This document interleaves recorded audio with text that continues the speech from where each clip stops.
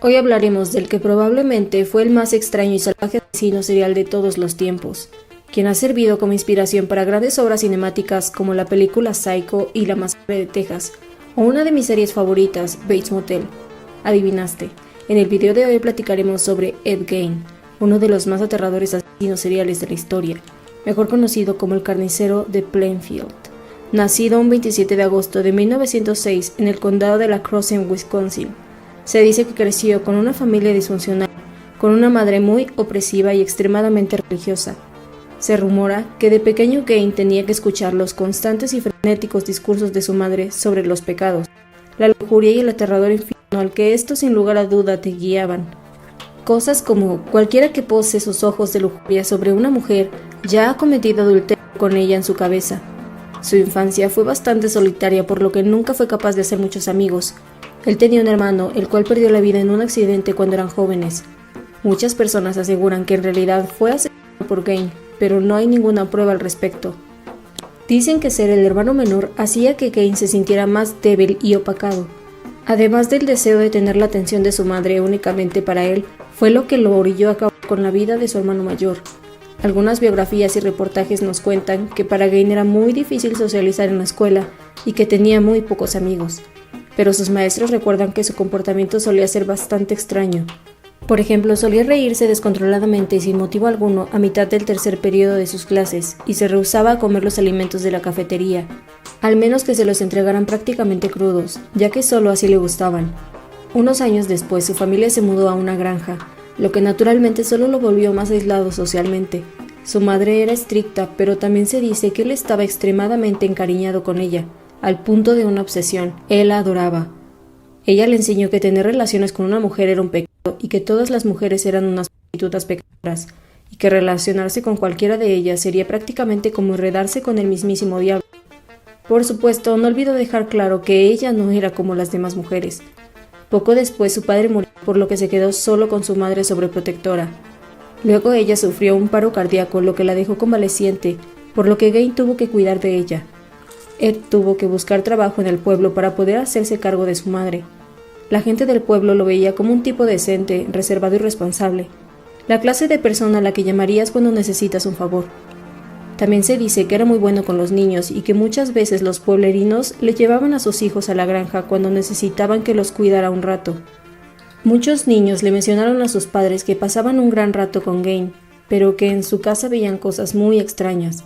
A pesar de esto, su devoción por su madre no se puede poner en duda, pero también se dice que durante este tiempo Gein se vio fascinado por sus historias sobre niños y caníbales, sobre los cuales llegó a tener una gran colección de libros. Lamentablemente, su madre sufrió otro paro cardíaco en 1945 y perdió la vida, por lo que él se quedó solo a cargo de la granja. Gein quedó devastado después de esto y descuidó la granja. Todos los cuartos estaban cada vez más sucios y en condiciones deplorables, a excepción de uno, el cuarto de su madre, el cual se encargó de limpiar bien todos los días y de conservarlo como alguna clase de templo. Gein conservó su trabajo en el pueblo, pero adquirió un nuevo pasatiempo, que era tratar de convertirse en su propia madre. En 1957, una mujer que trabajaba en una tiendita en el templo desapareció.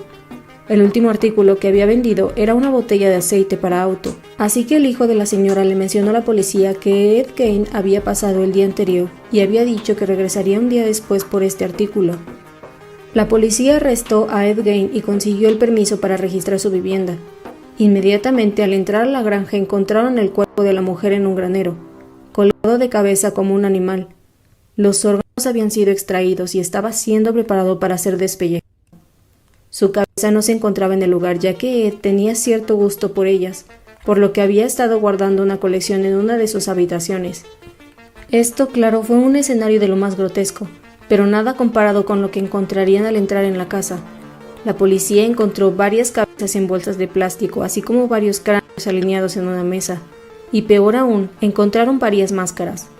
Gein había removido cuidadosamente la piel de varias de sus víctimas y las mantenía intactas para poder usarlas como máscaras. Algunas se encontraban tan perfectamente conservadas y maquilladas de tal forma que si las hubieras conocido mientras estaban vivas, serías capaz de reconocerlas fácilmente. La policía encontró varios artículos más hechos de piel humana, como muebles, lámparas, cestos de basura y también algunos tazones y utensilios de cocina, hechos de hueso.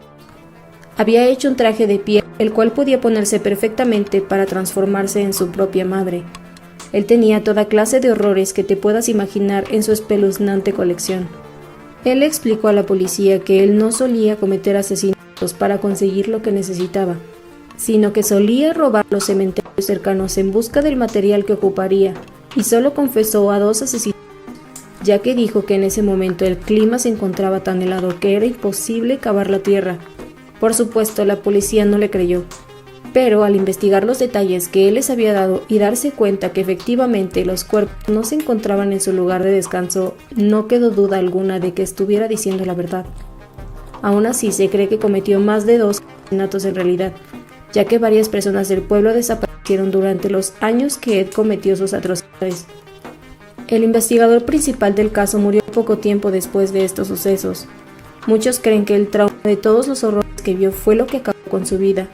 De hecho, su pareja dijo, él fue una víctima de Ed Gein, tanto como si lo hubiera despellejado él mismo. Gein fue encontrado culpable, pero fue mandado a un manicomio, ya que sin lugar a dudas sufría de algún trastorno mental.